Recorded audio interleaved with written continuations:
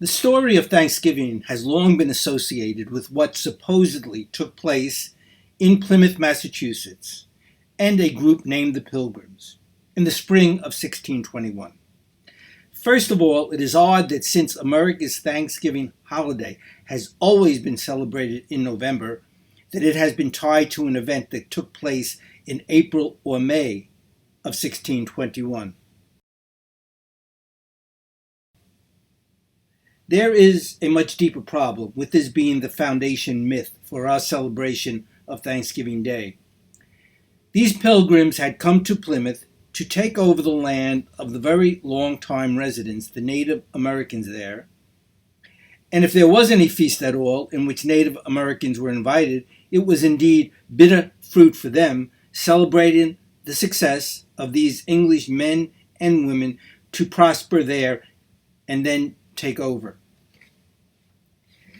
This is not my view as much as those of Native American scholars of today, and others well represented in a very recent article in the New York Times. To quote this article, Linda Combs is a Wampanoag historian and a member of the Akinas on Martha's Vineyard in Massachusetts. Wampanoag people attended the harvest ceremony that later became known as the first Thanksgiving. There was an event that happened in 1621, Miss Combs said, but the whole story about what occurred on that first Thanksgiving was a myth created to make white people feel comfortable. End of quote.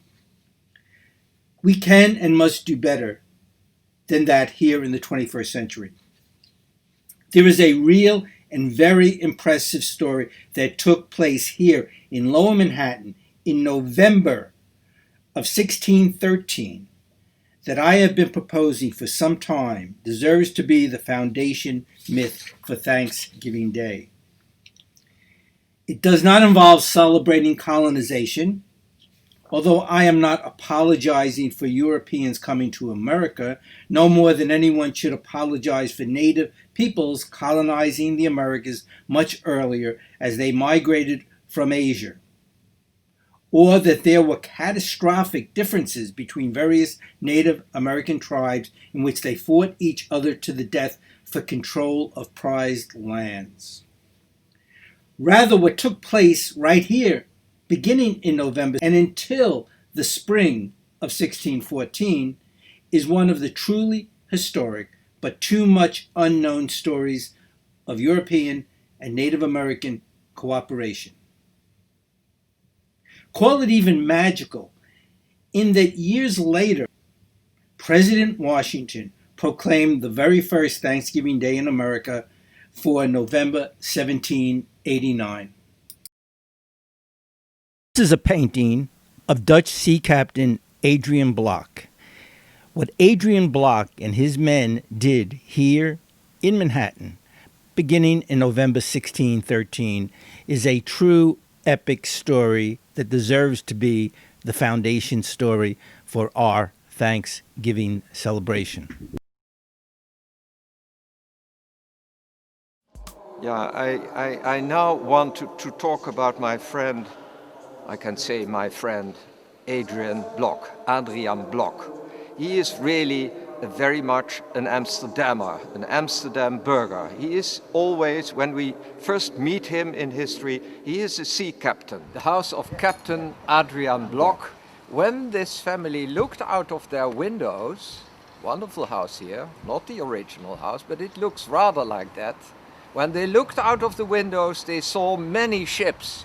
This actually in front of their house was the winter port, the Walenpoort of Amsterdam. What is certainly still there is the beautiful map made of Manhattan. He discovered it is actually an island. So yeah, we are in Block's world, the man who I think delivered the most important work after Henry Hudson. He did important work, made this beautiful map and actually established first contacts with the local indigenous Indians. Take a look at this permanent plaque on the wall of 45 Broadway.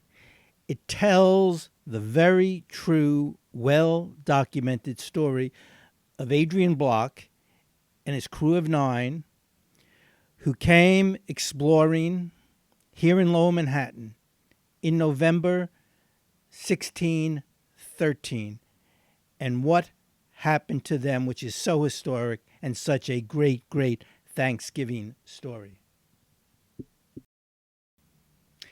This tablet marks the site of the first habitation of white men on the island of Manhattan. Adrian Block, commander of the Tiger, erected here 4 houses or huts after his vessel was burned November 1613. He built the Restless, the first vessel made by Europeans in this country. The Restless was launched in the spring of 1614. The only problem with this plaque is that it does not tell the full story, which is so much grander than what is on this plaque. I will return to that in a few moments. But let's now move up to 1789 and President George Washington here in the first capital of the United States. Right around the corner from the other plaque, right on Broadway, in front of 39 Broadway, is another plaque which commemorates the second mansion, the second White House that President George Washington used when he was president of the United States, when New York was the first capital. Not in this mansion, but in his prior mansion on Cherry Street in 1789, George Washington declared the first ever Thanksgiving and signed a proclamation to that effect. So we have George Washington basically living around the corner, right at the same spot where Adrian Block and his men, along with Native Americans, built these huts to survive the winter, which I will get back to in a moment.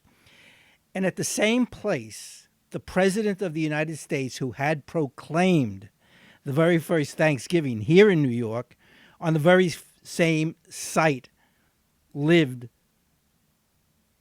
in 1790. Now let's get to that first ever Thanksgiving proclamation.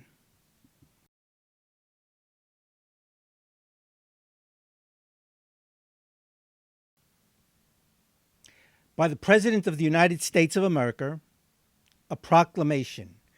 Whereas it is the duty of all nations to acknowledge the providence of Almighty God, to obey His will, to be grateful for His benefits, and humbly to implore His protection and favor.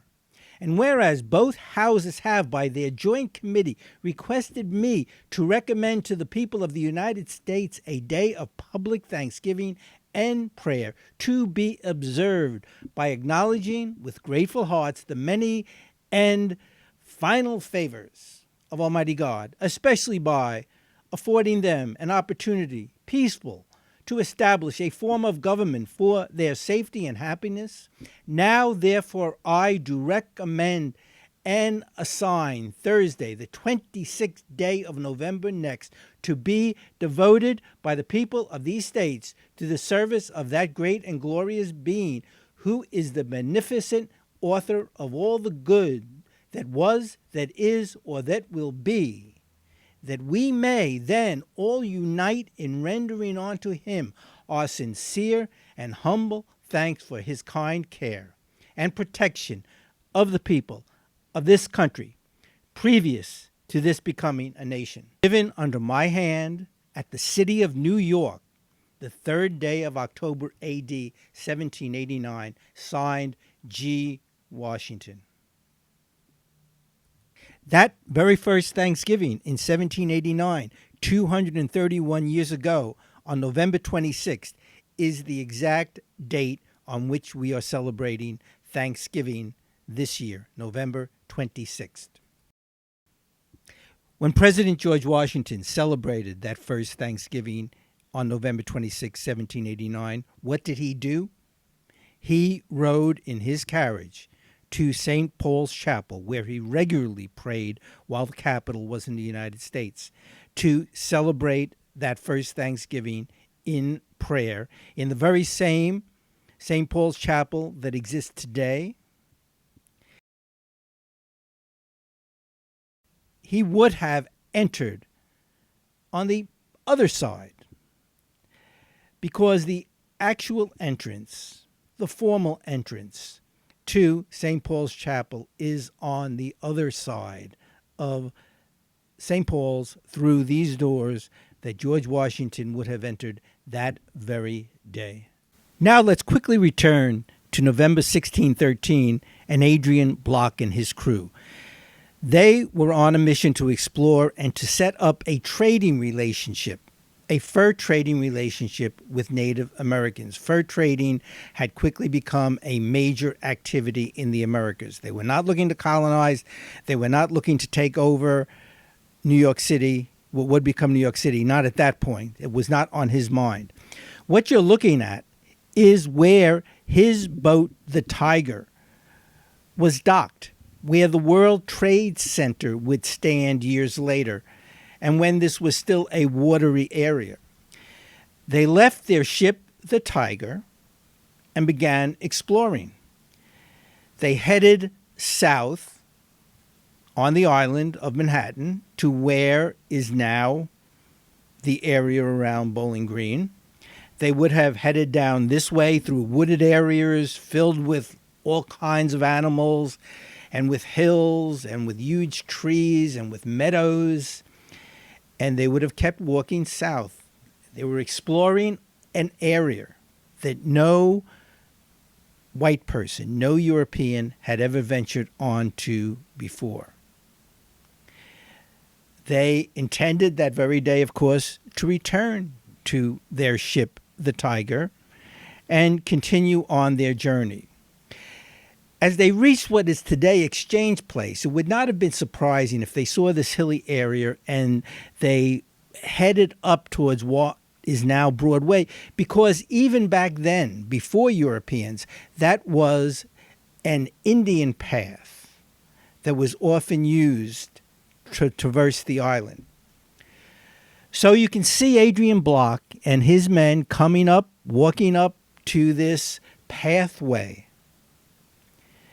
and then down towards where we began this journey, where the plaque is, where they ended up building these 4 huts. Why did they build these 4 huts?